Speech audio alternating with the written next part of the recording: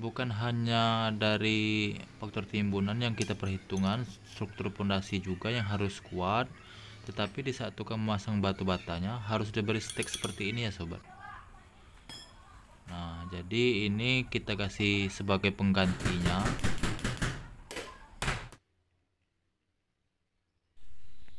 Nah, jadi kita buat sedikit lubang agar kepala bornya bisa masuk ke dalam. Nah, di sini bisa kita lihat sama-sama ya sobat. Ini saya masukkan stek untuk menahan dinding di dalamnya.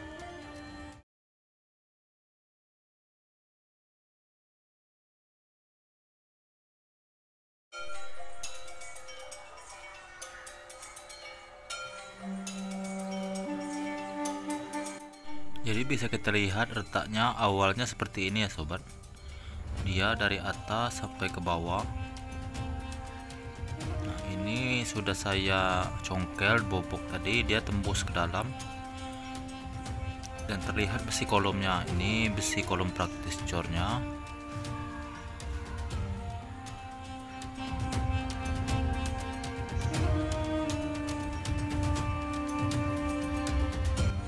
Dan ini di sebuah perumahan ya sahabat di kota saya. Ini yang retaknya hampir 3 meter tingginya. Bisa kita lihat lagi, ini besi kolom praktisnya ya sobat. Ini setelah saya periksa tadi tidak ada stick sama sekali. Jadi ini yang retaknya terpisah, jadi cor kolomnya lepas seperti itu. Untuk prediksi saya ini terkadang lagi musim hujan, otomatis beban tetmon karena ada tetmon yang di belakang itu turun ya sahabat, ataupun pondasi yang turun karena faktor cuaca, apalagi tanahnya lembab.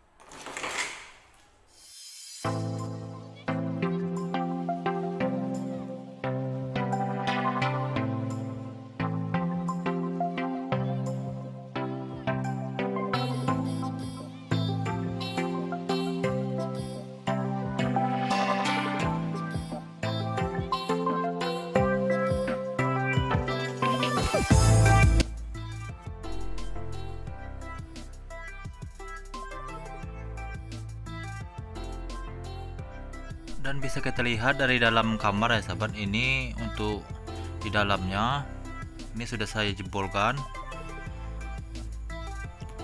Nah, dan dari kamar mandi sekarang kita lihat juga.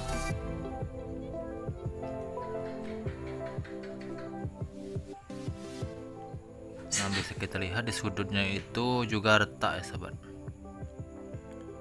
Nah, jadi untuk mengatasi dinding letter T seperti ini memang agak rumit, apalagi sekedar misalkan sobat tempel-tempel saja, tidak diberi besi sama sekali, itu akan percuma.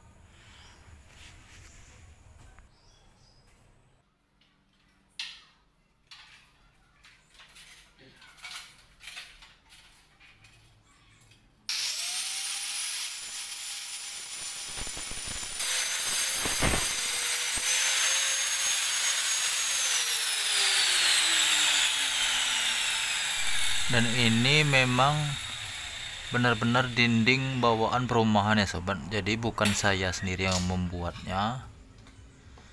Dan begitupun di perumahan sebelumnya ada juga 2 rumah, itu saya perbaiki semua temboknya.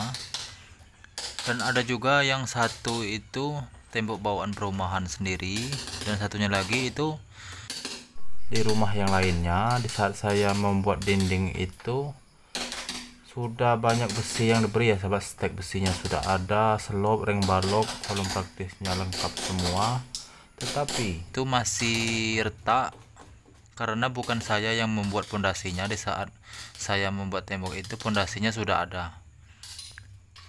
Jadi itu benar-benar kesalahan struktur pondasi. Bisa jadi pondasinya kurang dalam atau dangkal, ditambah lagi struktur timbunan.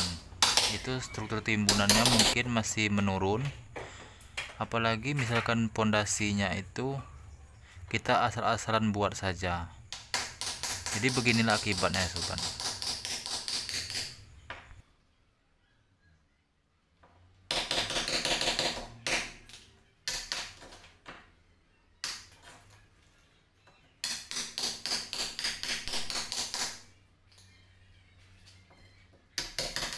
Dan sekarang bukan waktunya untuk saling menyalahkan. Jadi untuk intinya itu dari pengalaman kita belajar ya sobat. Belajar dari pengalaman, mana yang rusak kita perbaiki dan jangan sampai terulang kembali. Nah, jadi ini ceritanya saya jahit seperti ini ya sahabat, saya bor.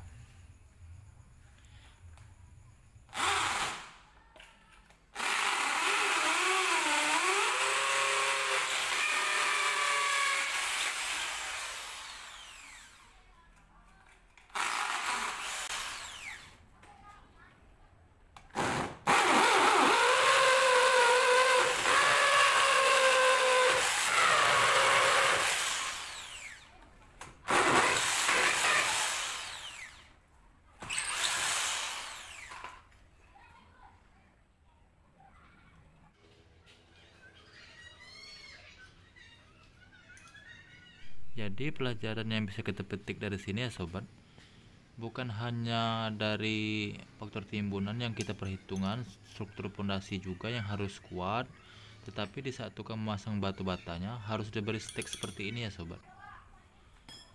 Nah, jadi ini kita kasih sebagai penggantinya.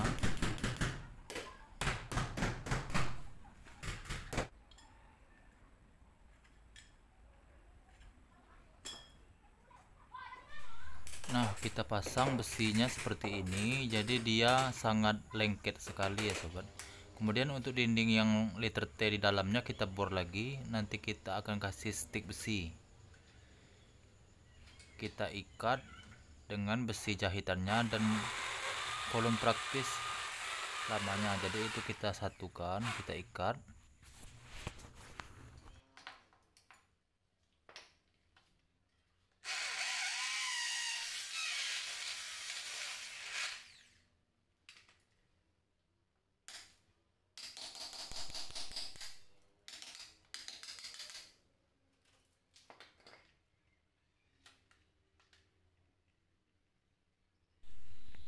Nah, jadi kita buat sedikit lubang agar kepala bornya bisa masuk ke dalam. Itu fungsinya untuk memasukkan stek ya sahabat, stek besi untuk menahan tembok yang di bagian dalam. Karena tembok ini liter T berbeda dengan tembok yang lurus saja.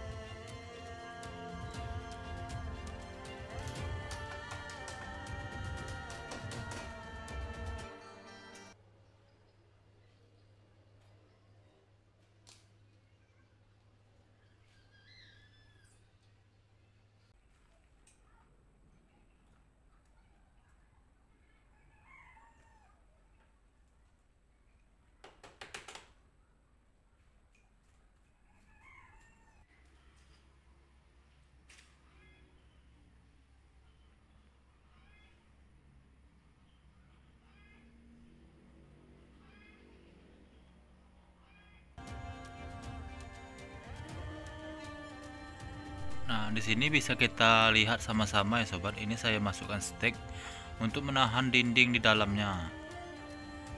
Itu sangat jelas sekali. Nah, jadi untuk misalkan tidak diberi stek itu, jadi percuma saja misalkan untuk kita tempel-tempel saja, tidak akan kuat, nanti akan retak kembali. Jadi harus kita beri stick seperti ini dalam memperbaiki tembok retak letter T pada kolom praktis ya sobat.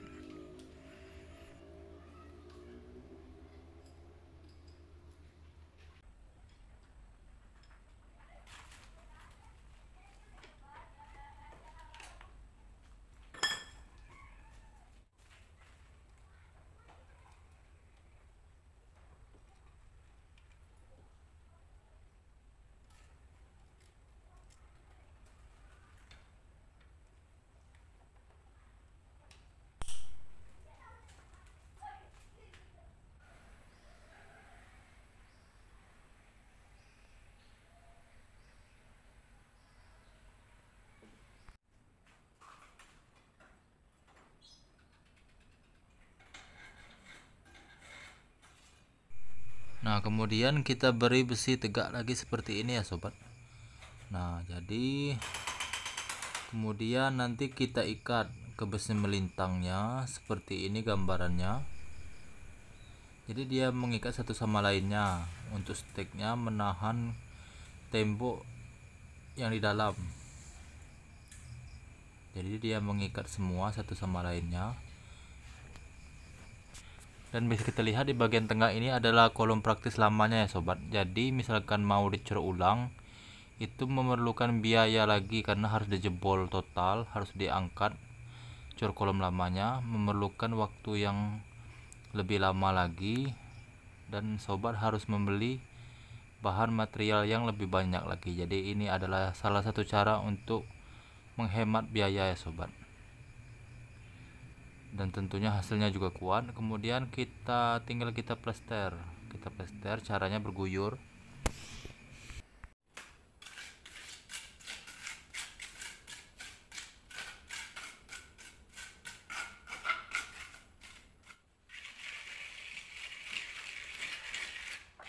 Jadi di saat sobat melemparkan adukannya, pastikan semua adukan masuk sampai ke dalam ya sahabat, agar dia kuat. Begitupun juga di bagian dalamnya seperti ini, itu kita plester semua. Pastikan adukannya masuk sampai ke dalam ya sobat, dari luar masuk ke dalam. Itu adukannya harus padat di dalamnya agar kuat. Jadi seperti inilah contohnya, tinggal dicat saja. Jadi saya ucapkan terima kasih, semoga bermanfaat.